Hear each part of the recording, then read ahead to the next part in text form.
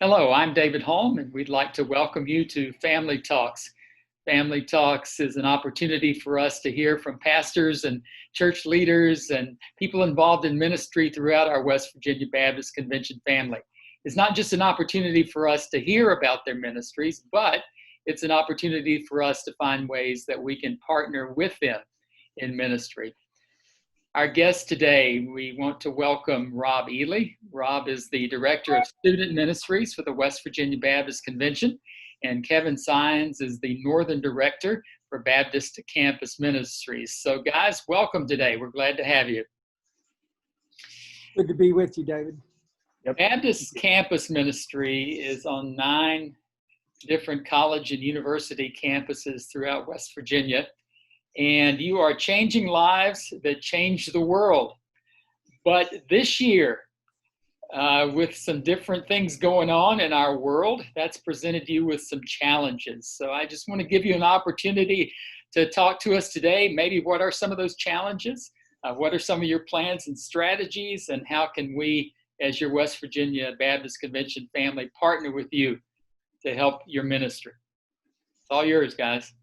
Well, before I let Kevin talk about guidelines and protocols, probably the first answer is we have plans right now, but they may change come August when kids actually show up on campus. Exactly. So we are working and actually different guidelines and protocols come out daily almost. Yep, I agree. The challenges are very numerous. Just trying to follow protocols, be a good community member within our university campuses, because WVU and many other campuses keep putting out weekly changes and reminders to the different guidelines and protocols. So the challenges are there, and trying to work within those to keep our BCM communities, people who are still seeking God and seeking Christ and building those relationships in the midst of those challenges. Yeah, in the midst of this chaos, David, one of our challenges is we discussed that we want to be a place of consistency for students. There may not be any places with consistency. So as they're working, we focus a lot on freshmen, especially in August, the transitions from home to college and just being a place where they continue to seek God and find peace with God and continue to work out their salvation, finding peace from God. In the midst of all this chaos, we need that eternal peace that comes from knowing God. And then I think one of our focuses is going to be peace within a community, that because we are following guidelines, because we are following the protocols, they will feel safe when they come and participate in whatever our groups look like. Whether that's small groups of I-teams of 6, 8, 10, or we have the opportunity to meet in larger groups, we still want to make sure we're following those guidelines and as Kevin mentioned, being a good member of the community, because we want the community of the colleges and then universities to trust us that we are going to take care of the students and what they expect us to do. That's exactly what I talk to churches about being good members of the community, and the fact that we set an example for them by the way that we conduct ourselves, especially during a time like this. So that's good to hear. It's also reassuring if you're a parent sending your child to college with all the uncertainty that goes with that. It's good to know that there's a safe place at Baptist Campus Ministry for them to go. So, go ahead. When you ask about our plans and strategies, again, as the things unfold, we will have a different plan. Each campus really has a general set of guidelines that are equal and we can understand, but some campuses specifically are making it very tight and difficult for us to be on campus. So those campuses will have a different plan. But what we do know is we want to be visible. We're going to have to be visible and find a way that students can find us and find a campus ministry. Well, I know one of the ways that you recruit, I guess, for lack of a better word, or make yourself known to students on the college campus is through the orientation process. And I'm sure that's quite different now on college campuses. So what are some of the ways you plan to be visible? Yeah, that's a great question, because a lot of the new student orientations and welcome weekends or weeks have been canceled, or they're doing them virtually. I know several of our campuses got an invitation to participate in something virtually, where they recorded like a 1 to 2 minute video of what the organization is about, and through the student organization leadership on each campus, they're putting that out to the students. I've talked to several students where they said we get a weekly update or reminder. So hopefully that visibility may not come the way we want it to, but it'll come in other ways, through online, upgrading some social media stuff, just to send students, to connect them to a certain way where we can be visible. And then just trying to seek out people that we know from our churches who are attending certain campuses, and building those relationships, 3 or 4 students at a time. That's another way to be visible. But the challenge is definitely there. Yeah, we always talk about, having our students invite, just as we talk church members, invite your friends, bring them in. We are going to have to enlist the help of all of our students to really encourage and reach out, not only the people who are coming to BCM and involved in their I-teams, but those people they are meeting in different occasions or on different occasions. One thing for us that's a little different, Marshall University is actually having their Rec Fest. It's going from a 5-hour, 6-hour event to a 2-hour outside event on October 22nd. So we will actually have that opportunity along with some Wow Week things that we are trying our best to get involved in. I know just from some conversations that we've had that this year, one of your big tools to finding out who's going where and what campus they'll be on is Cowan. And this year with Camp Cowan not having its camps, that's going to be a little bit of a challenge for you guys to find out who's going where. But how can churches and pastors and parents, for that matter, who might be watching this, help you guys out? Send us the name, send us your people, wherever they're going to school throughout the state of West Virginia or beyond, even if they're not an incoming freshman. Whatever college students you know of, let us know. Send them to their minister, send them directly to Rob or myself, and we will definitely seek them out, get them connected on our campuses, because we definitely need some type of contact information to be able to connect with them. Yeah, that was one of the things we really talked about, David, as one of our plans is, we this August is typically Kevin and I and all the other associates on each campus chasing freshmen. But we really feel like we need every student's name who's coming to a college campus so that we can find them. If you look on the WVBCM .com website, you can find all of our addresses. That's an easy way. My email is ely@wvbc.org. Kevin's is SIONS@wvbc.org. Send us those names, and we will farm that out and get those to the appropriate campuses where we have students. Certainly, and I know sometimes parents are a little hesitant to give out information about their children, about their contact information and all of that.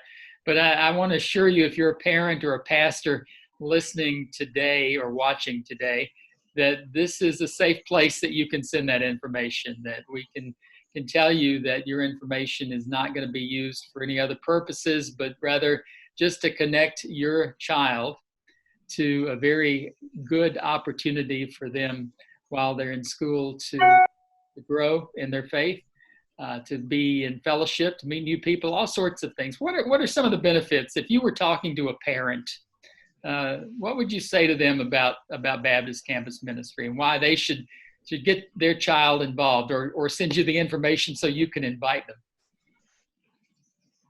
I think the first thing is, and I'm not picking on you, David, but making that transition from your child to a young adult on a college campus, we can be a place that provides lots of help and support. Everybody needs a community, and they will find community on a college campus. And our prayer is that we are a Christ-like community where those students can fit in and find lifelong friends that are going to challenge them to walk with Jesus. Yeah, I would definitely agree, and something that's been on my heart that I've been discerning about through this transition for this high school graduating class is just their overall emotional and relationship health. They've been through so much, with COVID and cancellations, and they've missed out on some things. And now they're coming into a college campus, and they definitely need community. They definitely need people to come alongside them to help them grow, continue their discipleship process, but help them grow as emotional, relational followers of Christ. And I'm just concerned about this transition that they have, and BCM can definitely be a place for them to have their lives changed through Christ, so that they may change the world that they're a part of. And there's multiple benefits. Yeah, I will also tell you that you will hear from all of our campus leaders that we want them plugged into a church. BCM is an incredible community. BCM will challenge them, will teach them the word, but we know that they need to be involved in the lifeblood of a church. And so when they come, each campus does it different, but we really try to give them different options of West Virginia Baptist Convention churches that are close to our campus so that we can send them and get them involved, because we know the long-term discipleship of anybody is their involvement in a church. So we'll try to help them find a church that meets their style. Everybody who comes to us doesn't come from a specific style of church. And so we try to investigate all the WVBC churches in the area so that when they say, hey, I want to go to church, here's where you need to go. And I would specifically say this to parents. If you can do anything to challenge your young person to go to church that very first Sunday they are on campus, because I believe that establishes boundaries early on with their neighbors, with their roommates, whatever, that they are going to go to church. And that first church you go to may not be the one you stay in for the rest of your college life, but it will give you that opportunity to make a foundational stone to say to everybody in the neighborhood, I'm going to church. And I just think it's that first step. For me, I always say you become a young adult Christian the first day that you have the opportunity and the resources to make your choice where you're going to church. And I just want to encourage them and parents to just challenge them to go to church that very first Sunday, wherever that may be. I know some may be watching this and saying, well, I don't have any young folks who are going off to college, or maybe a pastor's watching this and he's saying, well, we don't have anyone from our church that's going off to college. But that's not the only way that they can be supportive of Baptist Campus Ministry, because certainly they can help financially and some other ways. So let's say someone's watching this today and they don't have any names to give you or any contacts to give you. But how can they be involved in partnering with you in supporting Baptist Campus Ministry? Well, we definitely need your prayers, maybe now more so than ever, as we work through this COVID situation and transition and just connecting with the students. And so we need your prayers. that support is definitely helpful. Yeah, we definitely need prayer warriors, and college kids are no different than any other Baptist in that food always works. We have churches in our area here in Huntington that provide snacks for us. Of course, we're not exactly sure what providing snacks looks like, but sometimes they just make homemade cookies and bring to us or whatever. Those simple things. The other thing, and it goes back to that encouragement. I told Kevin I was going to say this, and I'm really going to sound very, very stern in this point. Parents and churches can pray, but they can also encourage any young people they know to get involved in church and involved in church and a campus ministry, and do not buy the excuse that they do not have time to do ministry. College, all of our college campuses, our meetings basically are an hour, max probably hour and a half. Now there's other things that go on that they can get involved in. But I often find adults and parents who buy the excuse, well, I know, I'm sorry, honey, you don't have time to get involved in a campus ministry. And when you look at a person's schedule, sometimes I sit down with them and go, okay, you played Xbox or whatever the latest game is for 3 hours. What do you need to do to get involved in a college ministry to use that time wisely? Because we haven't even talked about time management. And that is something that I would challenge you to work with your students, work with people that you know to be able to do that. And also, you mentioned finances. I will just tell people, make sure BCM is in your budget. Wherever you belong, wherever you go, anything that we do, anything that you do will help BCM. So just take a glance at that budget when October comes around and make sure BCM is in your budget. And I know with the changing COVID-19 guidelines and everything, this may change as well. But I do know in the past that if a church is interested in having one of you guys or someone from BCM to come and to speak to them or to meet with them, that you guys are more than willing to do that and share about the ministry of Baptist Campus Ministry. Yeah, absolutely. One of the greatest joys that I have the opportunity is to witness students who, when they show up at churches and just share the message through worship, through word, through testimony. It's awesome to see that connection that they have, knowing that this church has supported them and they're letting them know how their support has helped change their life as they grow as a disciple of Christ. Yeah, if a church is out there and wants us to come, we love to do that. And again, once we figure out the guidelines and all of that, we would love to come and display the fruit that God is bearing. BCM's been around a long time and has provided a great foundation for people to begin ministry, whether that's full-time, bivocational, or volunteer in their churches. Kevin and I and all of our leaders have the desire for young people to, once they leave us, to get involved in a church wherever they go, whether that's in West Virginia or across the U.S. or sometimes across the world, that they take the skills and things that they've worked on and developed in BCM to change and be involved in the local church. Well, changing lives that change the world.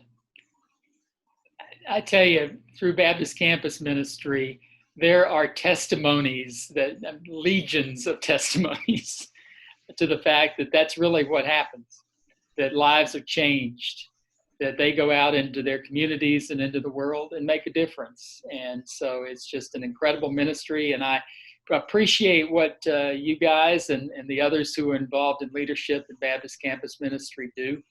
And before we leave, is there anything else you want to leave with these folks before we go? My students laugh at me all the time because I tell them this. So parents, grandparents, if you are listening, you can tell them this. One of the biggest transitions from high school to college is that you can do homework when it's daylight. It is amazing the habits that students develop in high school because of the schedule. Typically, they don't start their homework until after dark. But in college, you have to find that time to be able to do your schoolwork when it's daylight. And then you can play and do ministry in the evening. Words of wisdom. Thank you for sharing that with us. Hey guys, again, thanks so much for being with us. And people have questions, they can contact you guys, or you can get the contact information from our convention website, WVBC.org. Have a great day, and we'll look forward to seeing the rest of you folks next week for Family Talks.